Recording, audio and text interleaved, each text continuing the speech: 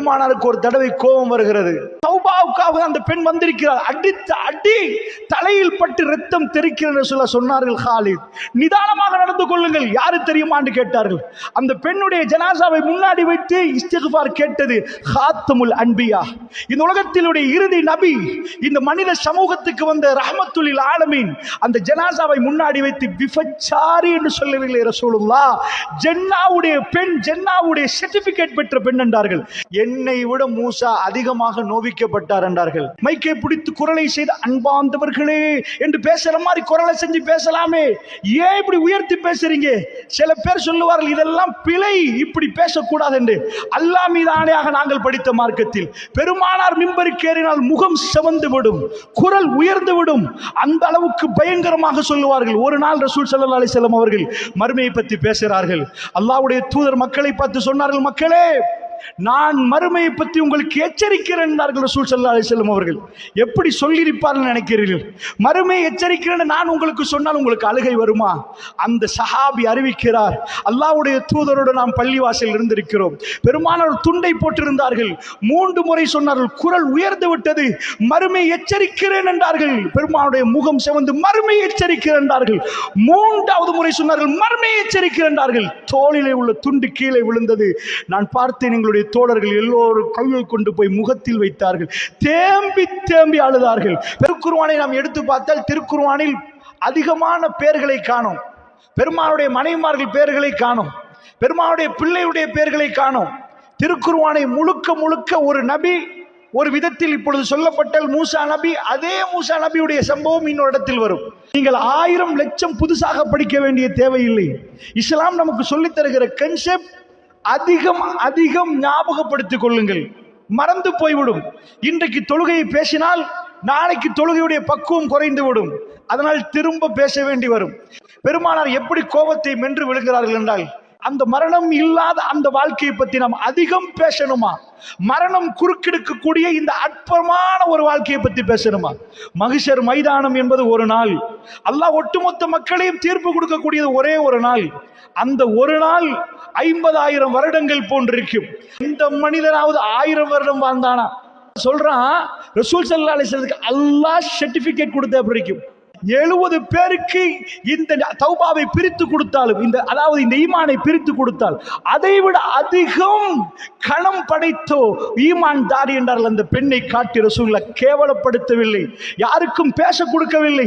பக்கத்திலே போய் நின்று அல்லாஹ்விடம் பாவ மன்னிப்பு கேட்டு அந்த ஜனாசா தொழுகையை அவர்கள் ரசூல் ஸல்லல்லாஹு அலைஹி வஸல்லம் அவர்கள் முன்னாடி நின்று தொழுதார்கள் என்று சொன்னால், فالموريات قدحا فالمغيرات صبحا فأثرن به نقعا فوسطن به جمعا.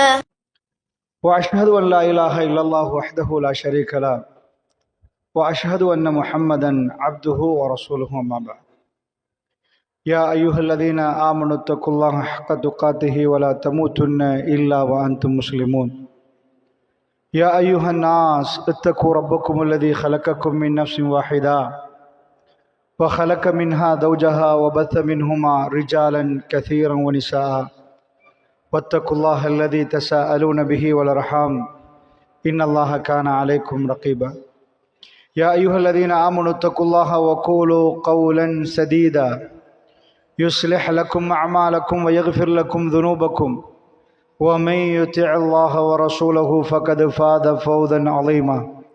فإن أصدق الحديث كتاب الله وخير الهدي هدي محمد صلى الله عليه وسلم وشر الأمور محدثاتها وكل محدثة بدعة وكل بدعة ضلالة وكل ضلالة في النار.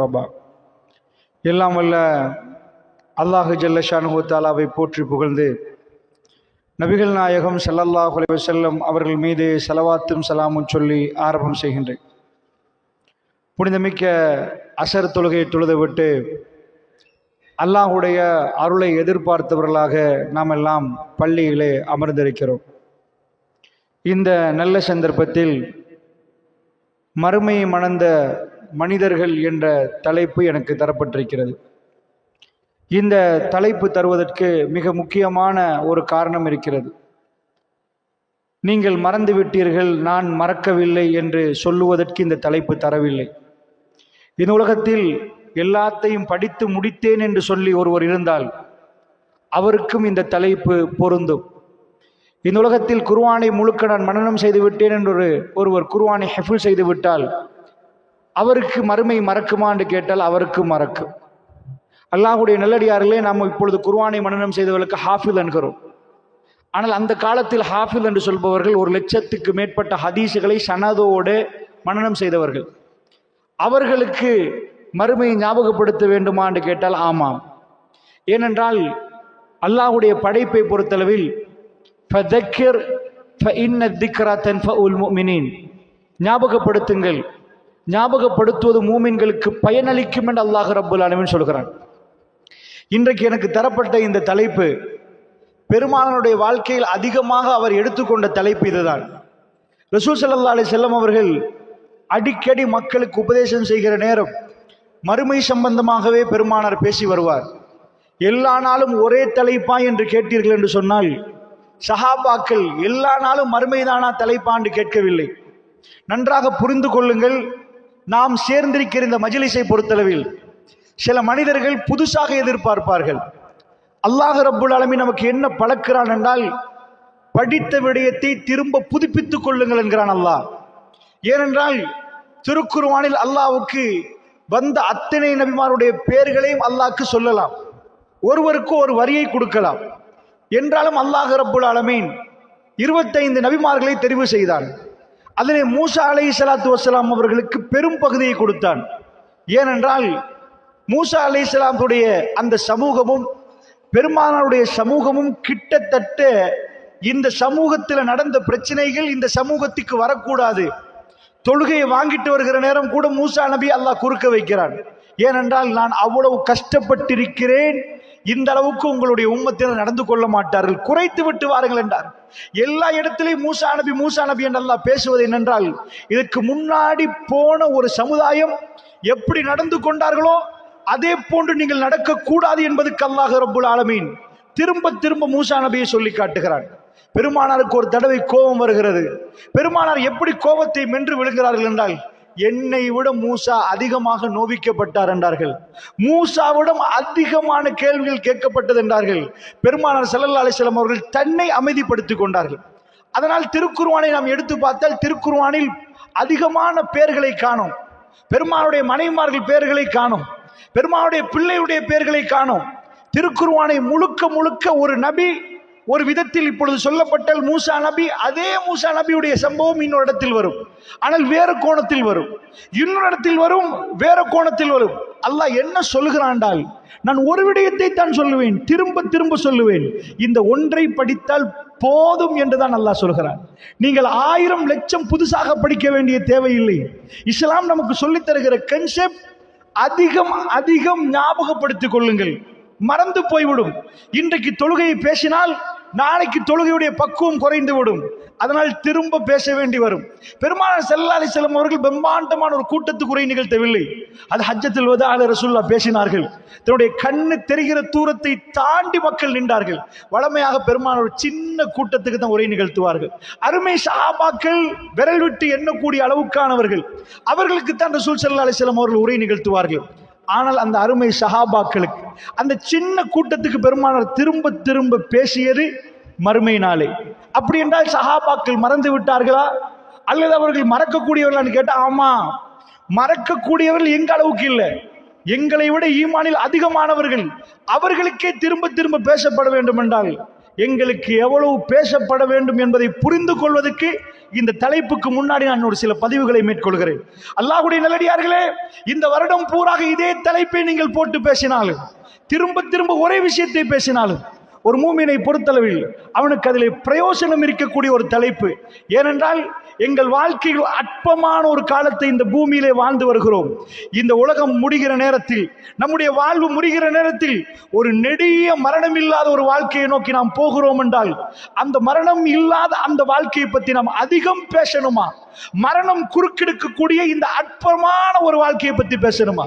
மகிஷர் மைதானம் என்பது ஒரு நாள், அல்லாஹ் ஒட்டுமொத்த மக்களையும் தீர்ப்பு கொடுக்கக்கூடியது ஒரே ஒரு நாள்.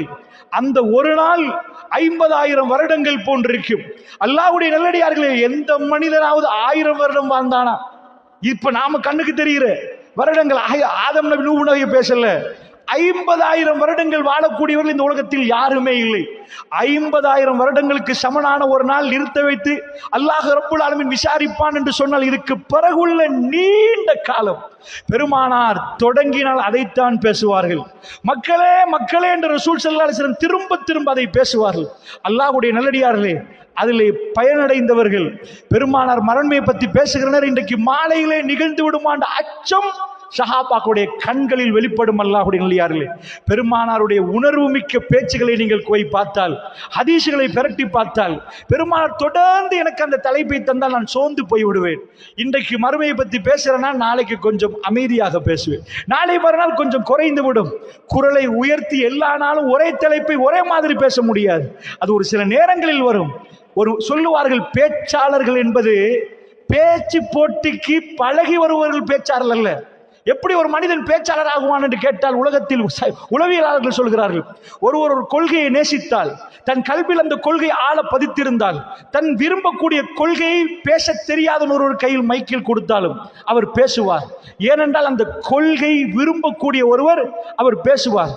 பெருமானுடைய உரையை கொஞ்சம் பார்த்தால், மிம்பருக்கு ஏறினால் பெருமானார் யார்?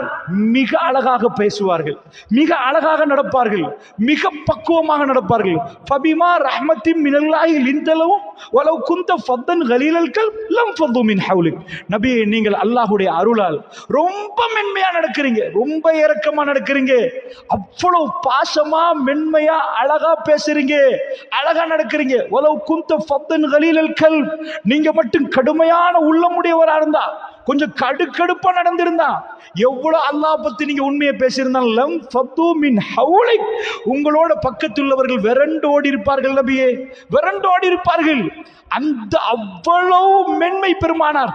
அல்லாஹ் சொல்றான், ரசூல் ஸல்லல்லாஹு அலைஹி வஸல்லம் அல்லாஹ் சர்டிபிகேட் கொடுத்த பிறக்கும் அல்லாஹ் சொல்றான், நபியே உஸ்னுல் குல்க், அழகான பண்பு, ரொம்ப அற்புதமான பண்புல நீங்க ரொம்ப அழகான பண்புல இருக்கிறீங்கன்னு அல்லாஹ் ரப்புல் ஆலமீன் சொல்லுகிற அளவுக்கு பெருமானார் மிக நளினமான, அமைதியான, அடக்கமான பண்புடையவர். சுப்ஹானல்லாஹ்.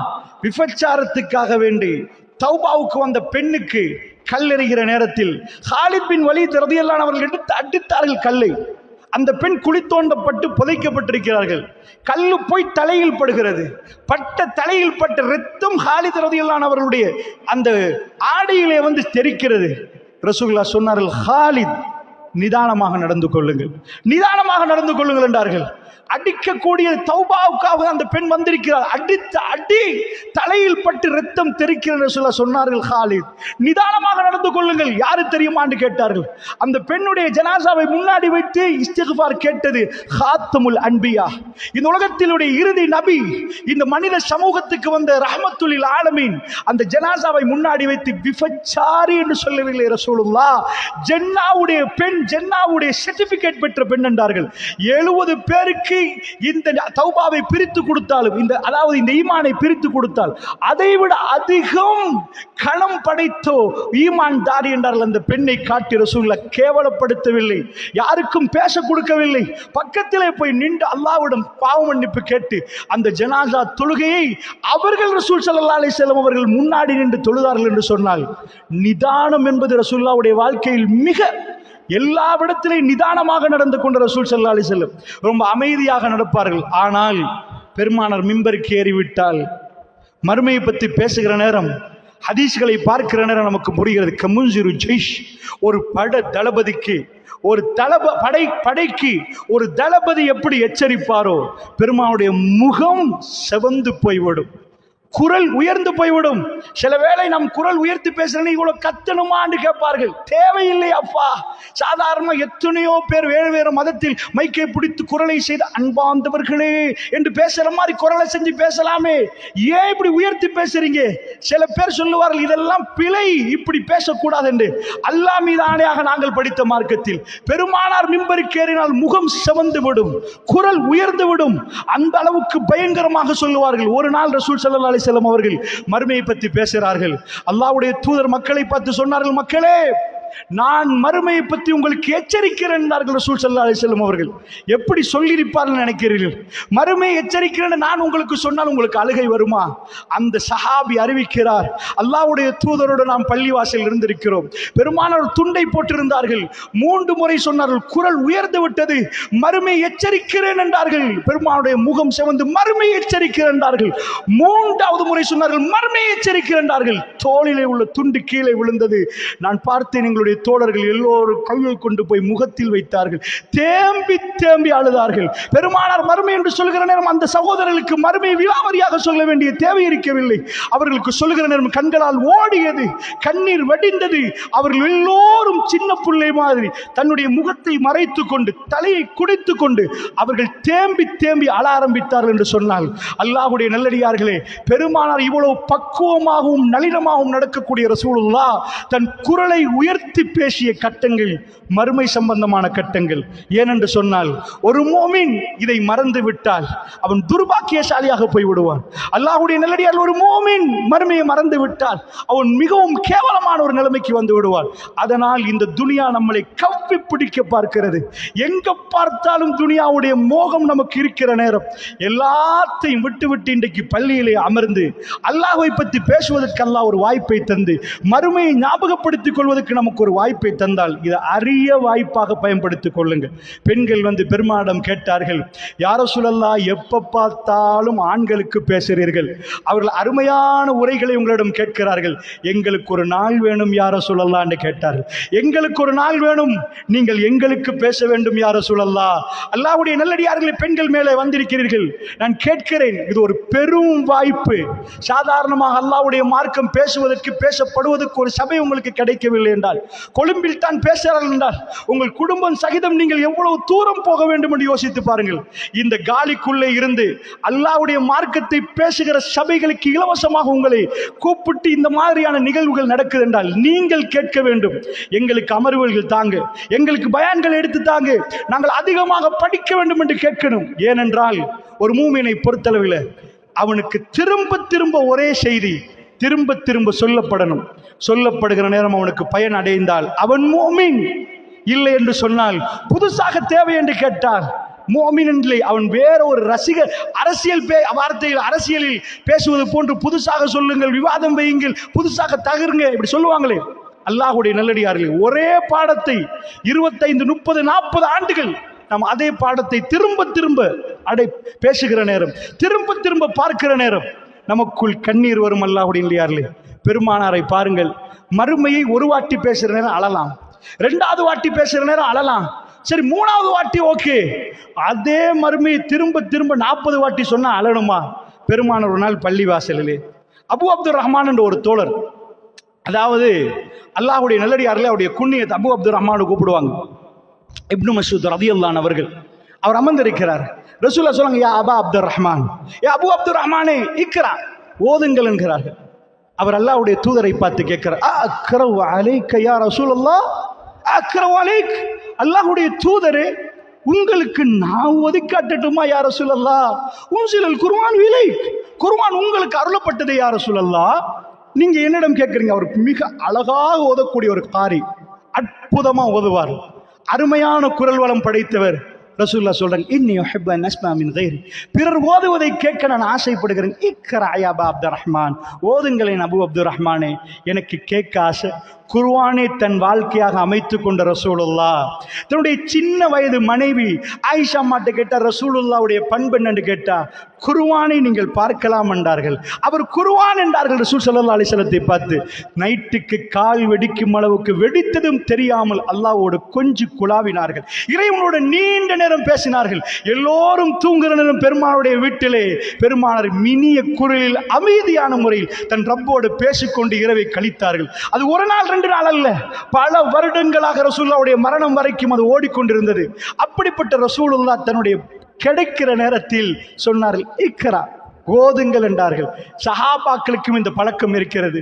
சஹாபாக்கள் தன்னுடைய நேரம் கிடைக்கிற நேரம் சொல்லுவார்கள், தால் இஜ்லிஸ், வாங்கப்பான்னு கூப்பிட்டு உட்கார வைப்பார்கள். ஈமானை ஒரு மணித்தியாலத்துக்கு கொஞ்ச நேரத்துக்கு ஈமானை பகிர்ந்து கொள்வோம் என்பார்கள். 2 தோழர்கள் உட்கார்ந்து அல்லாஹ்வை பற்றி பேசிக்கொண்டே இருப்பார்கள். அல்லாஹ்வுடைய நல்லடியார்கள், இந்த மஜ்லிஸுடைய பெருமதி நமக்கு எப்ப வரும் தெரியுமா? நம்முடைய மரணம் நெருங்குகிற நேரம், இந்த பூமியை விட்டு நாம் பிரிகிற நேரம், ரப்போடு நாம் வைத்திருக்கிற தொடர்பை நாம் அலசி பார்க்கிற நேரம். அப்பொழுது புரியும், இந்த உலகத்தில் நம்முடைய நேரம் காலங்களை எல்லாம் வீணாக்கி விட்டோம். இளமையில் இருந்து வாலிபத்தில் இருந்து முதுமை அடைகிற ஒருவர்கிட்ட போய் கேளுங்கள், வாலிபை எப்படி வாலிபம் என்று கேட்டால், எங்களுக்கு மிஸ் ஆகி பள்ளியோடு இருந்திருக்க வேண்டுமே என்று சொல்லியிருப்பார். நாங்கள் நிறைய கூத்து போட்டோம், அல்லாஹ் எங்களை மன்னிக்க வேண்டும் என்பார். வயது போக போக தான் செய்த பவர்கள் புரிகிற அந்த காலத்தில் வாலிபத்தை பற்றி அவர்கள் கை செய்தப்படுவார்கள். அல்லாஹ்வுடைய நல்லடியார்களே, இப்படித்தான் ஈமானிய சபைகள் நமக்கு கிடைக்காமல் போனால் கை செய்தப்படுவோம். அல்லாஹ்வுடைய நல்லடியார்களே, இதெல்லாம் நமக்கு கிடைக்கிற நாள் பெருமதி தெரியவில்லை. அல்லாஹ்வுடைய நல்லடியார்களே, சஹாபாக்கள் இவ்வளவு ஈமான் இருந்து பெருமானார் முன்னாடி நின்று அவர்கள் தோழர்கள் சேர்த்து கூப்பிடுவார்கள், பேசுவோமா, ஈமானை பேசுவோம் என்பார்கள். இருந்து ஈமானை அல்லாஹ்வை பற்றி நிறைய பேசுவார்கள். அல்லாஹ்வுடைய தூதர் அன்றைக்கு சொன்னார்கள், இக்ரா, வேற ஏதாவது பேசலாமே ரசூலுல்லாஹ்வுக்கு, இக்ரா, ஓதுங்கள் என்றார்கள். அவர் ஓத ஆரம்பிக்கிறார் சூரத்துன் நிசா. அவர் சொன்னார், கரஅத்து சூரத்துன் நிசா, நான் சூரா நிசாவை ஓதினேன். கரஅத்து சூரத்துன் நிசா, நிசா என்ற சூறாவை நான் ஓதினேன் என்றார்.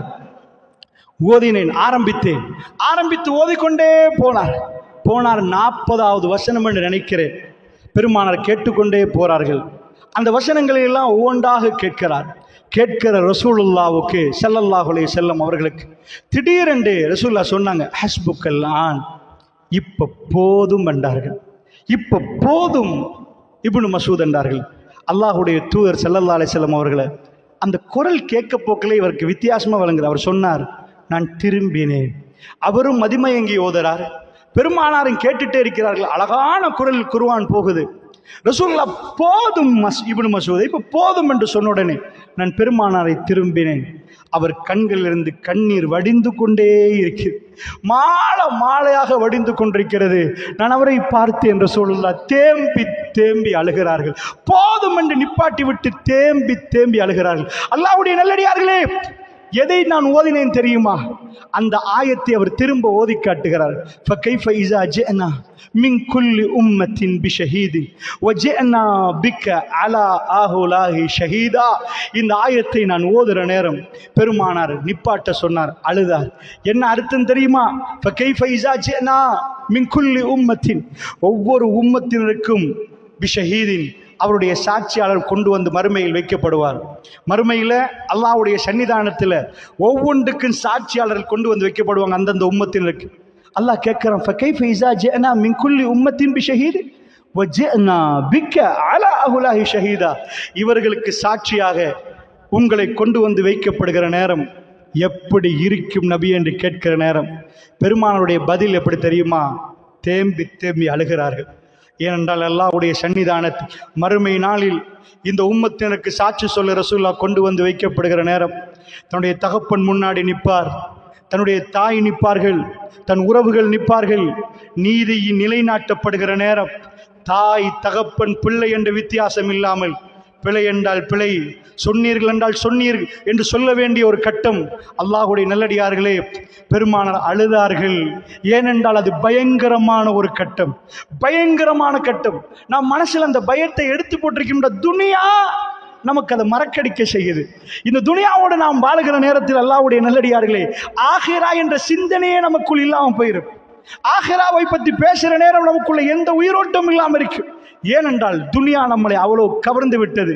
திடீரென்று வீட்டில் ஒரு மரணம் விழுந்தால் கூட சுப்ஹானல்லாஹ், இன்றைக்கு சகோதரர்களை பார்க்க மையத்து வீட்டில் கூட எதுக்கு இந்த அளவுக்கு இஸ்லாம் சொல்லுது மையத்தை பின்தொடர சொல்லி? ஒரே ஒரு தொழுகை நம்ம சஜதா செய்யணும், ருக்கு பண்றோம், சுஜூத் பண்றோம், எல்லா தொழுகையிலையும். ஆனா ஒன்றுமே இல்லை, கிப்லாவை நோக்கி தொழுகிறோம். ஒரே ஒரு தொழுகை ஜனாசாவை முன்னாடி வைப்போம், சஜதா இல்லை. ஏனப்பா அடக்கிட்டு தொழலாமே, ஜனாசாவை அங்க வச்சுட்டு இங்க தொழலாமே, பள்ளியில ஜனாசாவை முன்னாடி வச்சுட்டு தொழுகிறோம். இதுதான் என்னுடைய நிலைமை. அல்லாஹ் மீது ஆணையாக ஒரு நாள் இது நடக்க போகுது என்ற உணர்வு நமக்கு கிடைப்பதற்கு தான் இஸ்லாம் சொல்லுது.